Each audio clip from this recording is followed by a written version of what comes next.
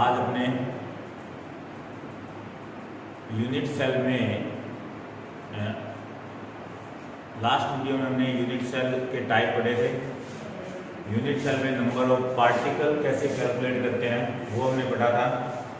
साथ ही हमने क्वेश्चन भी किए थे हाइपोथेटिकल या इमेजिनरी यूनिट सेल में नंबर ऑफ पार्टिकल कैसे कैलकुलेट कर सकते हैं। इसके अलावा आपको मैंने ये भी बताया कि यदि आपसे ये कहे कि टोटल क्रिस्टल सिस्टम तो आप कहोगे 7 और टोटल क्रिस्टल लैटिस तो आप कहोगे 14। अच्छा, क्रिस्टल लैटिस को हमने ब्रेव लैटिस भी कहा था, तो टोटल ब्रेव लैटिस कहे तो भी आपको 14 ही बताना है। अब अपने बात करते हैं कि जो 7 टाइप्स के क्रिस्टल सिस्टम है ये कौन कौन से हैं, इनकी क्या प्रॉपर्टी है। और ये जो टेबल क्रिस्टल सिस्टम के जो मैं टेबल बना रहा हूँ ये बहुत ही इम्पोर्टेंट है। और यदि आप बोर्ड के पेपर को देखो तो आपको अप्रोक्सीमेट इस टेबल से क्वेश्चन मिलेगा। मतलब 4-5 सालों के पेपर यदि आप देखते हो तो लगभग एक बार ही ऐसा रहा होगा, 1-2 बार कि ये क्वेश्चन इस टेबल से नहीं आया हो। लगभग अप्रोक्सीमेट इस टेबल से हर साल क्वेश्चन आता है। तो आप इस टेबल को थोड़ा ध्यान से समझें और इसको एकदम नीट एंड क्लीन जो है याद करें। ध्यान दो। तो अपने बात कर रहे हैं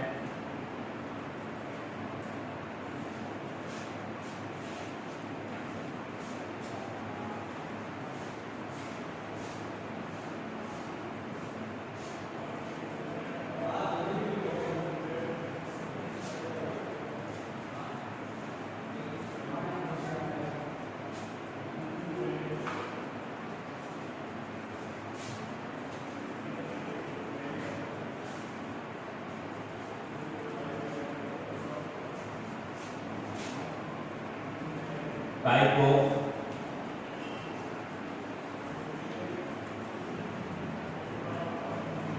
क्रिस्टल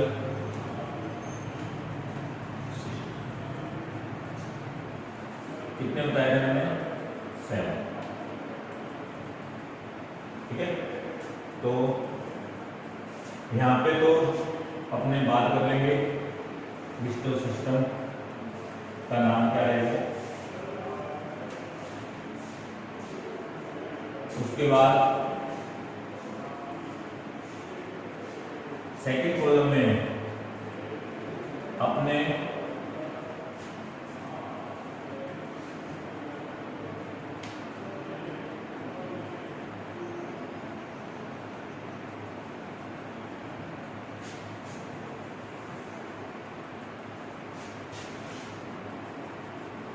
बात करते हैं इसका पॉसिबल वेरिएशन क्या है।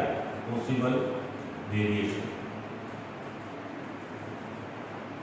पॉसिबल वेरिएशन का मीनिंग यह है कि ये कौन से टाइप के यूनिट सेल को रखता है। ठीक है ना, कोई भी क्रिस्टल सिस्टम होगा तो उस क्रिस्टल सिस्टम में कौन कौन से यूनिट सेल जो है वो अपने को ऑब्जर्व हो सकते हैं। ठीक है, तो ये होगा पॉसिबल वेरिएशन में अपने टाइप ऑफ यूनिट सेल लिखेंगे कि कौन कौन से यूनिट सेल बन सकते हैं। इसके साथ अपने लिखेंगे रिलेशन, लिखेंगे एज लेंथ का रिलेशन क्या रहेगा।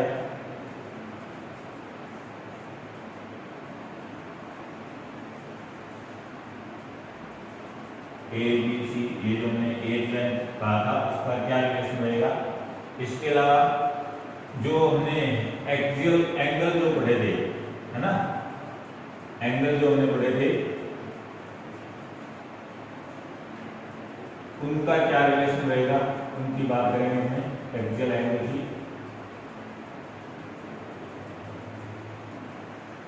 और फाइनली अपने पढ़ेंगे एग्जाम्पल, क्या क्या एग्जाम्पल। ठीक है, तो सबसे पहले क्रिस्टल सिस्टम हमने लेते हैं। अच्छा, जो 7 टाइप के क्रिस्टल सिस्टम है ना, आप इसको 7 टाइप के क्रिस्टल सिस्टम को एक हिंट से आप याद कर सकते हो। हिंट है सी, टी और HMT, एम टी। ये आप हिट से ये 7 के 7 क्रिस्टल सिस्टम आप याद रखें, Ct और HNO। अच्छा, सी का अर्थ क्या है? सी का अर्थ है क्यूबिक क्रिस्टल सिस्टम। उसके बाद टी का अर्थ क्या है? Tetragonal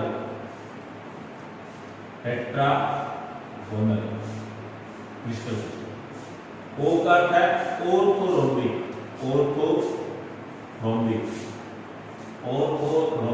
crystal system. आर का अर्थ है रोम्बोहेड्रल क्रिस्टल सिस्टम। और एच का अर्थ है हेक्सागोनल क्रिस्टल सिस्टम। और एम का अर्थ है मोनोक्लिनिक क्रिस्टल सिस्टम। और टी का अर्थ है ट्राइक्लिनिक। तो ये आप हिंट से आप इसको याद कर सकते हो, Ct और HNO। अच्छा, अब बात करते हैं पॉसिबल वेरिएशन क्या है। ठीक है, तो आप ध्यान रखो, यहाँ पे जब क्रिस्टल सिस्टम क्यूबिक टाइप का होगा ना, तो इसके अंदर पॉसिबल वेरिएशन में लिख रहा हूँ 1 2 3। अच्छा, ये 1 2 3 क्या है? मैंने आपको पहले ही बता दिया था कि जब भी मैं ये क्रिस्टल सिस्टम ऐसे लिखूंगा 1 2 3, तो इसका क्या मीनिंग था?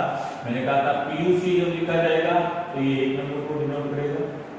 1 नंबर के लिए PUC प्रिमिटिव यूनिट सेल, मतलब क्यूबिक के अंदर प्रिमिटिव यूनिट सेल बन सकती है। अच्छा, उसके बाद 2 नंबर का क्या बताया था? बॉडी सेंटर्ड यूनिट सेल को हमने 2 नंबर नाम दिया था। फेस सेंटर्ड यूनिट सेल को हमने 3 नंबर नाम दिया था, है ना। और एंड सेंटर्ड यूनिट सेल को हमने 4 नंबर। ठीक है, तो ये आपको पता होना चाहिए 1 2 3 4 नंबर में किस चीज को क्या नाम दिया।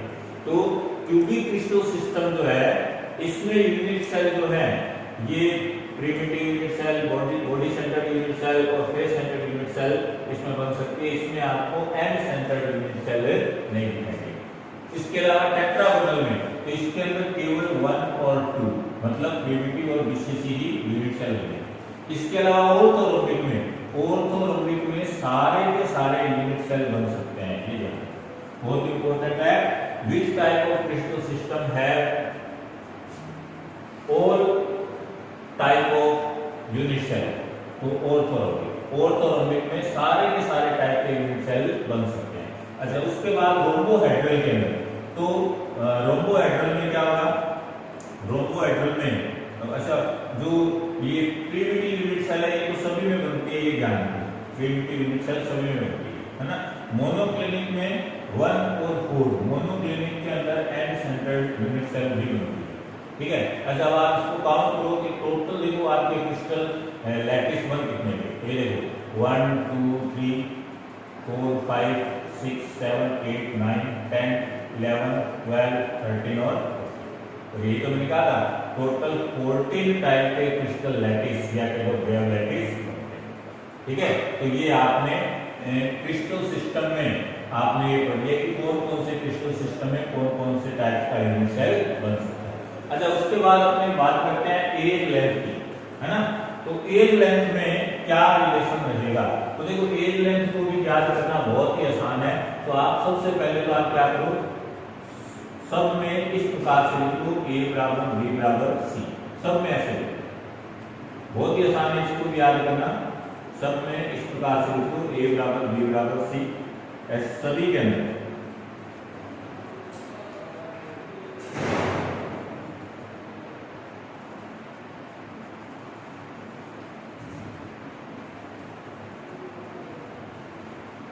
A बराबर B बराबर C। अब क्या करो, आप इनको पहले वाले ऑप्शन में ये जो फर्स्ट नंबर है इसमें आपको इक्वल वाले साइन को कट नहीं करना है।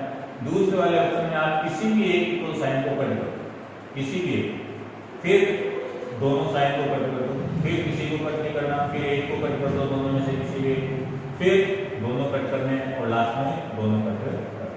तो ये आपके हो गया एज लेंथ का आपस में क्या रिलेशन रहेगा, बहुत आसान है। पहले वाले में सबसे पहले तो आप A बराबर B बराबर C लिख लो, सभी के अंदर A equal B equal C, है ना। उसके बाद पहले वाला कट नहीं करना, फिर एक कट, फिर दो कट, फिर कट नहीं करना, फिर एक कट करना,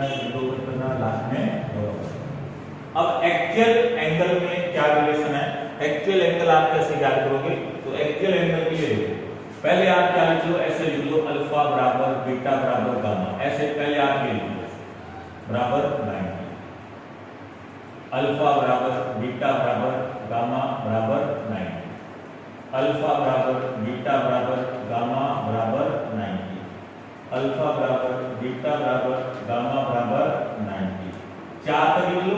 उसके बाद एकदम लास्ट वाले पे दो लिख लो, अल्फा बराबर बीटा बराबर गामा बराबर 90।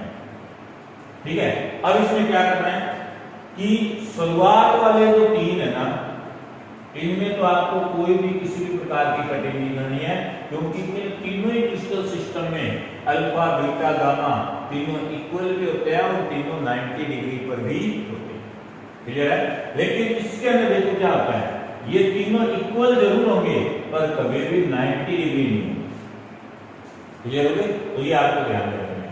अच्छा, इसके अलावा ट्राइमेट्रिक में क्या होता है कि न तो कभी तीनों बराबर होंगे और न ही कभी तीनों 90 होंगे, तो ये चीज आपको ध्यान में रखनी है। क्लियर है? अच्छा, अब बात करते हैं अपने मोनोक्लिनिक में क्या होता है। तो ध्यान रखो, मोनोक्लिनिक में अल्फा बीटा दो एंगल तो 90 डिग्री होंगे, ठीक है, लेकिन जो एक एंगल होगा अल्फा, किसी भी एक एंगल को कह दो वो 90 डिग्री नहीं होगा। तो ये मोनोक्लिनिक में आपको याद रखना, ठीक है।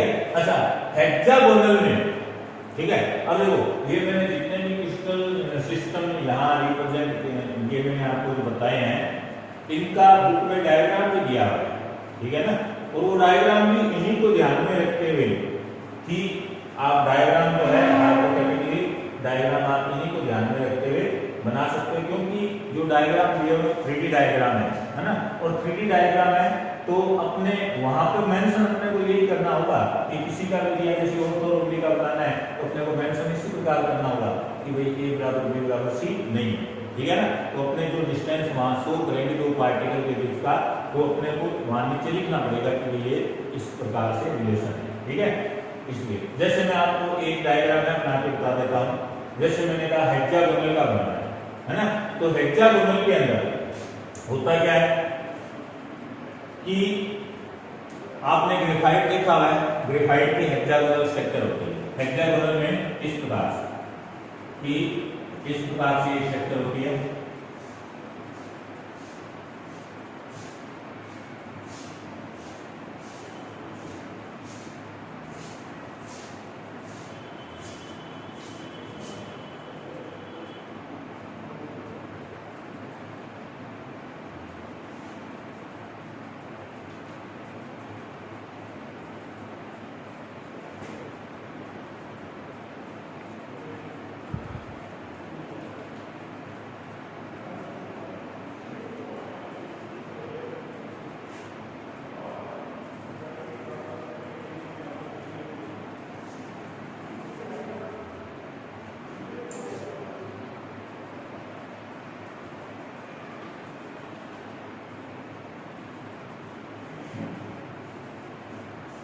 ठीक है। तो ये इस प्रकार से हेक्सागोनल स्ट्रक्चर होगी और ये बार बार इसी प्रकार से 3 डायमेंशन में रिपीट होती है, ठीक है। अच्छा, अब इसके अंदर देखो, अब मुझे ये चेक करना होना कि यहाँ पे अल्फा बीटा गामा का रिलेशन क्या है, तो मैं आसानी से चेक नहीं कर सकता हूँ, आप ध्यान से देखो। ये मान लो यहाँ ये पार्टिकल है ना, तो ये पार्टिकल है, तो इस पार्टिकल से देखो दो एक्सेस न्यू आ रही, ये दो पार्टिकल इस प्रकार से आ रहे हैं, एक पार्टिकल तो इधर है और एक पार्टिकल इस साइड है ना, और ये एक पार्टिकल जस्ट इसके नीचे ये यहाँ पर है ना। अब देखो आप यदि ये दो, ये अल्फा और ये बीटा है, ये अल्फा हो गया और ये बीटा हो गया, तो यदि आप इन दोनों को ध्यान से देखो ना, तो दोनों के दोनों 90 डिग्री पर है, ठीक है ना, दोनों के दोनों 90 डिग्री पर है। तो ये देखो ये पार्टिकल जस्ट नीचे वाला पार्टिकल ये, और एक पार्टिकल यहाँ से आ रहा है, तो ये देखो 90 डिग्री एंगल बन रहा है ना, तो ये भी 90 डिग्री है और ये भी 90 डिग्री है। क्लियर है? कौन सा कह रहा हूं, इसका इसके साथ और इस एक्सिस का इसके साथ, ये इसको मान लो बीटा का है ना, तो ये दोनों के दोनों क्या है 90 डिग्री है।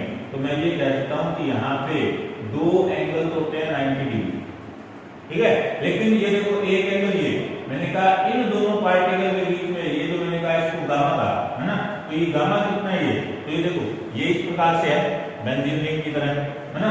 तो ये कितना हो गया, गामा बराबर हो गया 120, ठीक है। तो ये इस प्रकार से आप यूनिट सेल का ऐसे रिप्रेजेंटेशन भी कर सकते हो।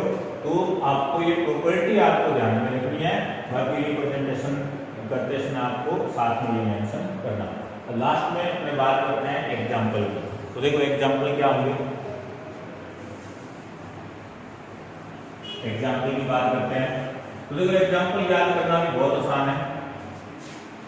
सबसे पहले तो मैं इसी की बात कर लेता हूँ, हेक्सागोनल मैंने आपको समझाया, तो इसके अंदर ग्रेफाइट तो हुई है, ग्रेफाइट, इसके अलावा कैडमियम सल्फाइड, जिंक ऑक्साइड, इनमें हेक्सागोनल सेक्टर, क्लियर। अच्छा उसके बाद अपने बात करते हैं क्यूबिक में। तो क्यूबिक में देखो इसमें नाम से है क्यूब, कॉपर, कॉपर इसमें आता है ना, एलम इसमें आता है ना। इसके अलावा डायमंड भी इसी में आता है, हालांकि एलम डायमंड ये रूप में नहीं दिया हुआ है, लेकिन आप ध्यान रखें ये इसी में आते हैं, है ना। NaCl भी इसी में आता है, NaCl, ठीक है। जिंक ब्लेंड भी इसी में आता है, जिंक ब्लेंड बुक में ये एग्जांपल दिया हुआ है, जिंक ब्लेंड, जिंक ब्लेंड भी इसी में आता है। तो ये सारे के सारे एग्जांपल जो है ये इसी में आता है, ठीक है। उसके बाद देखो टेट्रागोनल में, तो टेट्रागोनल में देखो नाम से है टी, टी वाले मतलब व्हाइट टिन, टिन कर लो, एक हो गया व्हाइट टिन, टिन वाले कर लो टी, व्हाइट टिन। अच्छा tin oxide, T, titanium oxide, ठीक है। तो ये सारे के सारे इसी के अंदर आते हैं, ये आपको ध्यान रखना। इसके अलावा बेरियम सल्फेट भी इसी के अंदर आता है। अच्छा उसके बाद में ऑर्थोरोम्बिक, तो देखो ऑर्थोरोम्बिक है, ये तो ऑर्थोरोम्बिक आपने पढ़ा हुआ है, ऑर्थोरोम्बिक, रोम्बिक ये सल्फर होते हैं ना, तो आप इसमें लिख सकते हो orthorhombic sulphur, orthorhombic, rhombic sulphur. इसके अलावा पोटेशियम नाइट्रेट भी इसी में आता है, ठीक है। और ये लिखना चाहो तो बेरियम सल्फेट हो गया, इसमें आप कैल्शियम सल्फेट, कैल्शियम कार्बोनेट जो है वो इसका जो हाइड्रल का है, कैल्शियम कार्बोनेट, कैल्शियम कार्बोनेट को कैल्साइट कहा जाता है, कैल्साइट, कैल्साइट इसी इसको बोलते हैं कैल्शियम कार्बोनेट। अच्छा एक यहाँ इंपॉर्टेंट एग्जांपल है, वो है वर्मेलियन, HGS, वर्मेलियन, बहुत ही इंपॉर्टेंट एग्जांपल है, ध्यान रखना। HGS वर्मेलियन के नाम से इसको जाना जाता है, ध्यान रखो बहुत इंपॉर्टेंट क्वेश्चन है, वर्मेलियन, याद रखो वर्मेलियन। तो ये जो वर्मेलियन है हिंदी में आप इसको कह सकते हो सिंदूर। अच्छा इसी का एक नाम और भी है, इसी को सिनेबार के नाम से भी जाना जाता है, सिनेबार, ठीक है। तो ये आपको विशेष ध्यान रखना है, वर्मेलियन या सिंदूर या सिनेबार क्या होता है, फॉर्मूला होता है HGS, और सिनेबार में मरकरी की ऑक्सीडेशन स्टेट क्या होती है, तो देखो ये S2 नेगेटिव है, तो ये क्या हो गया Hg2 प्लस हो गया। तो यहाँ पे मरकरी जो होती है इसकी ऑक्सीडेशन स्टेट होती है +2 और ये होता है -2। तो ये आप थोड़ा सा विशेष है।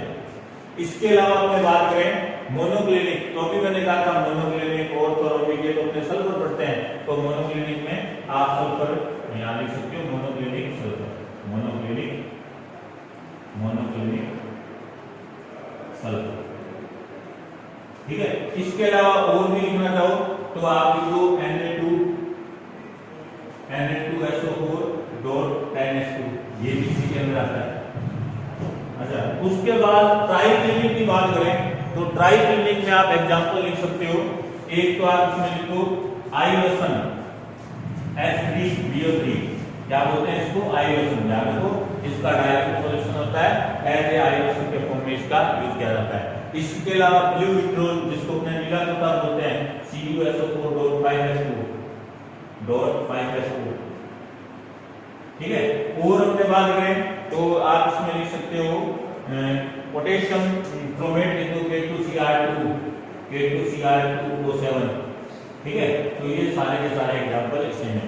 तो इस पूरी टेबल में ध्यान दो, कुछ इंपॉर्टेंट क्वेश्चन जो ऑलरेडी बोर्ड में आ चुके हैं वो फिर से सुन लो। जैसे एक बार क्वेश्चन ये आया हुआ है कि ट्राई क्लिनिक के लिए राइट द रिलेशन बिटवीन एज एन और ट्राई क्लिनिक क्रिस्टल सिस्टम, ठीक है, तो आपको ये रिलेशन मिला। या फिर कई बार क्वेश्चन ऐसे भी आया हुआ है right the property of rhombohedral crystal system, तो प्रॉपर्टी पूछ रहा है, तो प्रॉपर्टी तो है कि in rhombohedral crystal system only primitive unit cells are find and are very secure in rhombohedral L-line relation A is equal to B and C, और axial angle में relation alpha equal to beta equal to gamma and not equal to 90 degree, ठीक है। इसके अलावा आपके example, तो ऐसे कुछ क्वेश्चन जो है बोर्ड में ऑलरेडी आ चुके हैं, और ये जो वर्मेलियन है ये आपको एक बार आईआईटी के पेपरों में आपको मिल जाएगा कि विच वन इज वर्मेलियन, तो उसमें ऑप्शन दिया हुआ था, फॉर्मूले दिए हुए थे, तो आपको पहचान करना था कि वर्मेलियन किसको बोलते हैं। HGS भी दिया हुआ था, Hg2s भी दिया हुआ था, है ना, तो HGS को वर्मेलियन कहते हैं जिसमें मर्करी की ऑक्सीडेशन स्टेट +2 होती है, क्लियर है, तो ये आपको थोड़ा सा ध्यान रखना।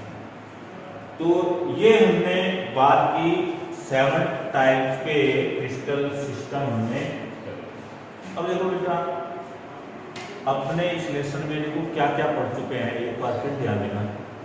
सबसे पहले हमने बात की थी सॉलिड क्या होते हैं, फिर हमने सॉलिड की प्रॉपर्टी का मेंशन किया, सॉलिड की प्रॉपर्टी के बाद इसका क्लासिफिकेशन, फर्स्ट क्लासिफिकेशन किया था अरेंजमेंट ऑफ पार्टिकल के बेस पर 2 टाइप्स के थे, क्रिस्टलाइन नॉन क्रिस्टलाइन।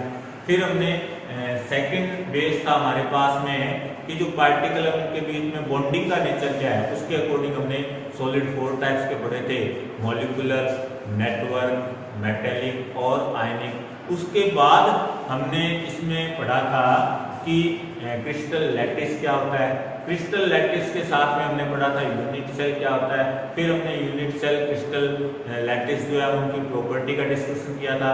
फिर किसी भी यूनिट सेल में नंबर ऑफ पार्टिकल कैसे कैलकुलेट करते हैं वो हमने पढ़ा था, है ना। और आज हमने पढ़ा है कि क्रिस्टल सिस्टम जो होते हैं जो कि 7 टाइप्स के होते हैं उनकी क्या क्या प्रॉपर्टी रहती है। नेक्स्ट अपने बात करने जा रहे हैं कि कोई भी यूनिट सेल जो होती है ना, उस यूनिट सेल में पैकिंग एफिशिएंसी को कैसे काउंट किया जाता है, वो पैकिंग एफिशिएंसी होती क्या है। तो बात करते हैं packing efficiency, calculation of packing efficiency of any unit cell. नीचे वाला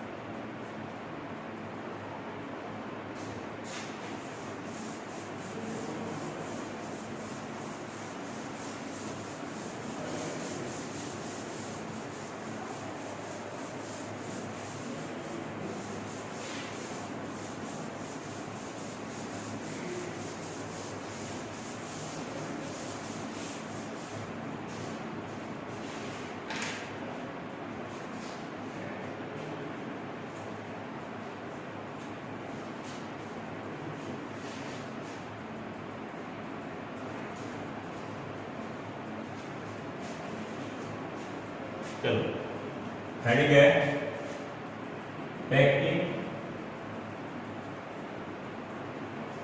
एफिशिएंसी।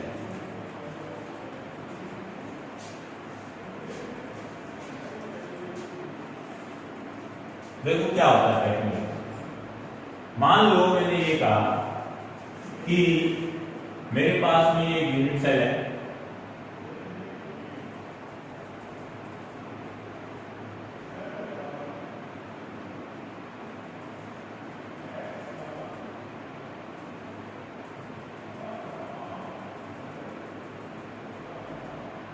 और इस यूनिट सेल में केवल कॉर्नर पर ही पार्टिकल है, कॉर्नर पर ही पार्टिकल है, कॉर्नर पर ही पार्टिकल है।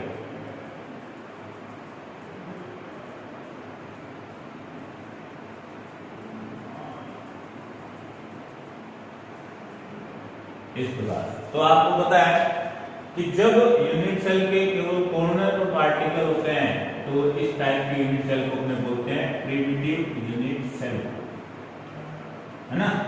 अच्छा, अब जो प्रिमिटिव यूनिट सेल होती है तो इसमें पार्टिकल जो आपको ये 8 पार्टिकल जो आपको दिखाई दे रहे हैं ये रियल में किस प्रकार से हैं तो इनको आप समझो।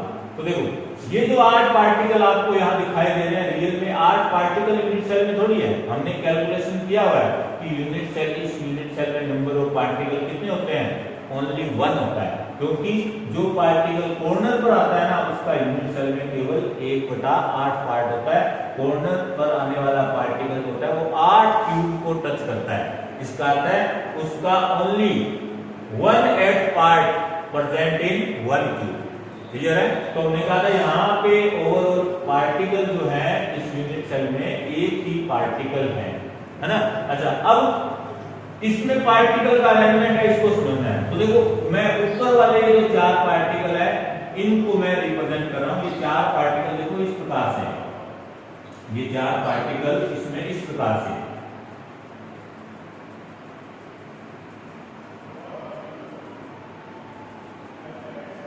केवल ऊपर वाले 4 पार्टिकल को रिप्रेजेंट कर रहा हूं मैं, ये इस प्रकार से। ये जो मैं यहाँ पे इनके सेंटर जो है इनको ये मेंशन कर रहा हूं।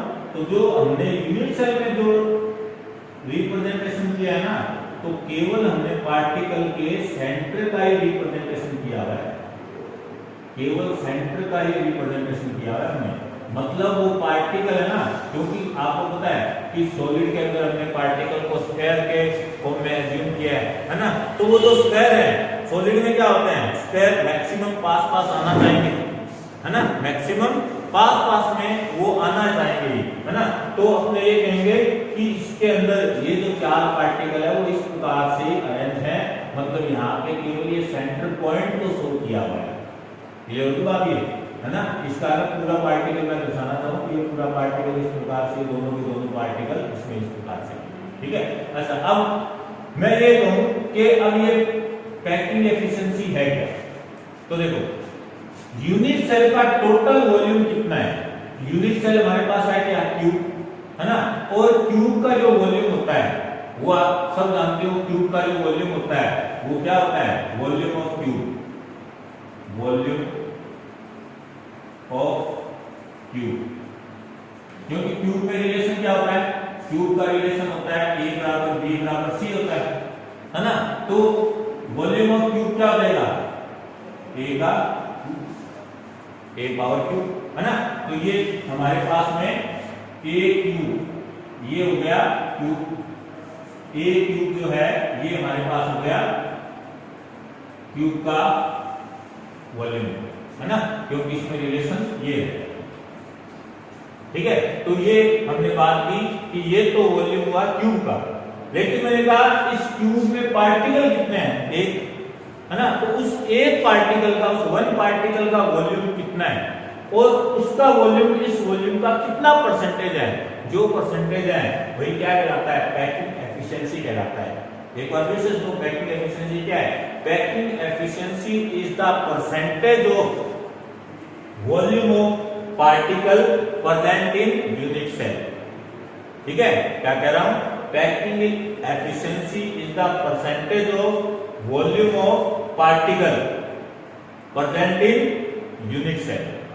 क्लियर है, मतलब यूनिट सेल के वॉल्यूम का वो परसेंटेज है कि कितना परसेंट है, उसने उसको कवर कर दिया। जैसे मान मैं, मतलब इसका मैं यदि फॉर्मूला लिखना चाहूं तो मैं ये लिख सकता हूं कि पैकिंग एफिशिएंसी का क्या फॉर्मूला लिख सकता हूं मैं कि वॉल्यूम ऑफ यूनिट सेल, कि यूनिट सेल का वॉल्यूम क्या है, वॉल्यूम ऑफ यूनिट सेल, और इस यूनिट सेल में पार्टिकल का वॉल्यूम क्या है, ठीक है। तो volume of particle present in unit cell. अच्छा, परसेंटेज काउंट करना है तो इनको क्या कर दो, सो भाई सेम वही बात है, जैसे मैंने कहा कोई एग्जाम है वो मान लो 500 का है, 500 में से आपने कितने मार्क्स ऑब्टेन कर लिए, जैसे मैंने कहा आपने 250 मार्क्स ऑब्टेन किए, तो आपने कितने परसेंट ऑब्टेन कर लिए, 50%, है ना। तो ऐसे ही है कि इस यूनिट सेल का वॉल्यूम कितना है, उस वॉल्यूम में कितना वॉल्यूम पार्टिकल ने कवर कर लिया, है ना, और वो जो वॉल्यूम उन्होंने कवर किया वो कितना परसेंट है, ठीक है। तो उसी परसेंटेज को अपने क्या कह रहे हैं, पैकिंग एफिशिएंसी कह रहे हैं, है ना। तो अपने फर्स्ट नंबर इसमें कर रहे हैं कि पैकिंग एफिशिएंसी जो है पीयूसी के लिए पैकिंग एफिशिएंसी काउंट कैसे करें, है ना। तो एक बात हो गई, जैसे मैंने कहा पीयूसी के लिए पैकिंग एफिशिएंसी काउंट करनी है, तो आप फॉर्मूला हमेशा यही लगाओगे, चाहे यूनिट सेल कोई भी रहे, यही फॉर्मूला है, क्योंकि पैकिंग एफिशिएंसी ये होता है कि यूनिट सेल का टोटल वॉल्यूम और volume of particle present in unit cell into 100।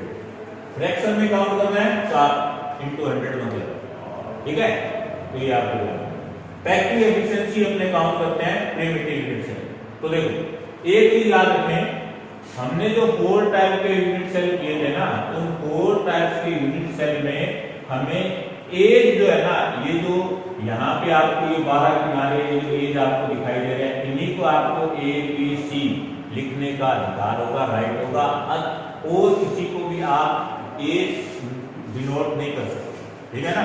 मतलब मैं इसको यहां से यहां तक ले जाऊं तो इसको मैं ए लिख सकता हूं, यहां से यहां जाऊं तो भी मैं इसको ए लिख सकता हूं, क्योंकि मुझे पता है ए बराबर बी बराबर सी है, तीनों बराबर है। मैं सब किसी को भी ए बी सी लिख सकता हूं, मैं यहां से यहां भी जाऊं तो मैं ए लिख सकता हूं, ठीक है ना। इसको चाहूं तो भी, क्योंकि तीनों बराबर हैं।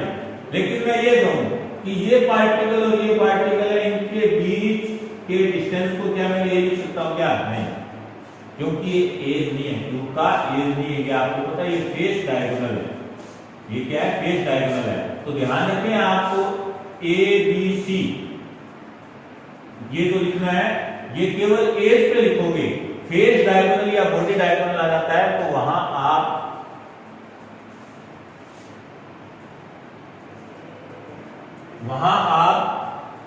ए बी सी नहीं लिख सकते, क्लियर होगी बात। अच्छा अब अपने बात करें क्यू, इसका वॉल्यूम, टोटल वॉल्यूम, इस क्यूब का टोटल वॉल्यूम क्या रहेगा, ए क्यूब। तो मैं यहाँ पे पैकिंग एफिशिएंसी के फॉर्मूले में लगा देता हूँ क्या, कि वॉल्यूम ऑफ यूनिट सेल कितना है भैया, ए क्यूब, ये हमने देख लिया, है ना। क्यूब का वॉल्यूम होता है ए क्यूब, है ना। अब बात करते हैं volume of particle present in unit cell. अच्छा प्रिमिटिव यूनिट सेल में हमने नंबर ऑफ कैलकुलेशन करके आए थे, क्या होता है number of calculation, number of particle. तो number of particle primitive unit cell में नंबर ऑफ पार्टिकल कितने होते हैं, 1, है ना। तो यहाँ पे नंबर ऑफ पार्टिकल कितने हैं, number of particle in PUC कितना होता है भैया, 1। अच्छा पार्टिकल को किस फॉर्म में एज्यूम किया है, स्फीयर के फॉर्म में, है ना। और स्फीयर का वॉल्यूम क्या होता है, volume of sphere, volume of sphere, sphere का वॉल्यूम क्या होता है, 4/3 पाई आर क्यूब, है ना। तो एक ही पार्टिकल है और एक पार्टिकल का वॉल्यूम कितना है, 4/3 पाई आर क्यूब। अच्छा यदि 2 पार्टिकल होते किसी यूनिट सेल में तो मैं कहता कि पार्टिकल का टोटल वॉल्यूम क्या हो गया, 2 × 4/3 पाई आर क्यूब। 3 पार्टिकल होते 3 से मल्टीप्लाई कर देते, ऐसे 4 होते तो 4 से मल्टीप्लाई कर देते, है ना। तो यहाँ पे तो एक ही पार्टिकल है तो मैं लिखूंगा 1 × 4/3 पाई आर क्यूब × 100, क्लियर है, ये समझ गए 1, क्योंकि पार्टिकल एक ही है। हमें volume of particle present in unit cell, तो यूनिट सेल में पार्टिकल एक है, एक पार्टिकल का वॉल्यूम, पार्टिकल को स्फीयर के फॉर्म में अज्यूम किया हुआ है, तो स्फीयर का वॉल्यूम होता है 4/3 पाई आर क्यूब। अच्छा अब देखो, अभी मैंने कहा था आपको इसको ए लिख सकते हो, है ना। तो ये यहां से यहां तक, यहां से यहां तक ये अपने पास क्या हो गया, ए, है ना। अच्छा यदि मैं ये कह दूं कि ये जो स्फीयर है इसका जो रेडियस है वो है स्मॉल आर, ठीक है। तो मैंने कहा रेडियस ऑफ स्फीयर, ये मान लो मैंने इसको कहा स्मॉल आर, ठीक है। तो यहाँ पे ये देखो ये स्मॉल आर ये हो गया, तो स्मॉल आर ये हो गया, तो आपके पास ये लिख सकते हो ए बराबर क्या होता है 2r, है ना। तो ये यहाँ पे रिलेशन है, क्या होता है पीयूसी के अंदर, इन पीयूसी ए बराबर 2r होता है। बहुत ही इंपॉर्टेंट रिलेशन है कि पीयूसी यूनिट सेल में एज का पार्टिकल की रेडियस के साथ क्या रिलेशन होता है, एज का पार्टिकल की रेडियस के साथ क्या रिलेशन होता है, ए बराबर 2r होता है ना। तो ये आप यहां से भी देख सकते हो, r डिस्टेंस ये हो गया और r ही ये हो गया, तो a बराबर क्या हो गया 2r। अच्छा, जब a बराबर 2r है तो मैं कहूंगा a क्यूब बराबर क्या हो जाएगा 2r का क्यूब, है ना। तो a क्यूब बराबर क्या हो जाएगा, a क्यूब बराबर ये अपने पास में आ जाएगा, इसको आप सोल्व करोगे तो ये आ जाएगा 8r क्यूब, है ना। तो आप a क्यूब बराबर क्या लिख सकते हो, a क्यूब बराबर लिख सकते हो 1 into 4/3 pi r cube upon 8r cube into 100, है ना। देखो r क्यूब से r क्यूब कट हो जाएगा, पाई की वैल्यू कितनी होती है 22.7, है ना। 22/7 इसकी वैल्यू रख लो, और ओवरऑल आप जब इसका कैलकुलेशन करोगे तो आपके पास आंसर आएगा 52.4%। क्लियर होगी बात ये। तो ये है प्रिमिटिव यूनिट सेल की पैकिंग एफिशिएंसी की वैल्यू 52.4%। क्लियर है। अच्छा, एक बात हो कि पैकिंग एफिशिएंसी था क्या, percentage of the volume of unit cell which is covered by the particle present in unit cell is called packing efficiency, है ना। अब मान लो मैं ये कहूं कि यूनिट सेल में नंबर ऑफ पार्टिकल ज्यादा है तो वो वॉल्यूम ज्यादा से ज्यादा कवर करेंगे, इसका पैकिंग एफिशिएंसी की वैल्यू ज्यादा से ज्यादा होगी यदि उसमें यूनिट सेल में नंबर ऑफ पार्टिकल ज्यादा से ज्यादा हो। तो ये रिलेशन आपको ध्यान में रखना है कि नंबर ऑफ पार्टिकल जैसे जैसे यूनिट सेल में इंक्रीज होते हैं, यूनिट सेल की पैकिंग एफिशिएंसी भी इंक्रीज होती है। ठीक है, ये रिलेशन आपको ध्यान में रखना है। और ये अपने जो 4 यूनिट सेल में 3 यूनिट सेल के अंदर अपने पैकिंग एफिशिएंसी काउंट करेंगे तो ये रिलेशन अपने को ऑब्टेन भी होगा। ठीक है, जैसे जैसे पार्टिकल इंक्रीज होंगे पैकिंग एफिशिएंसी भी इंक्रीज। क्लियर होगी बात ये।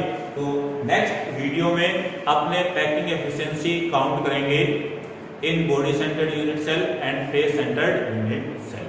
Clear, okay.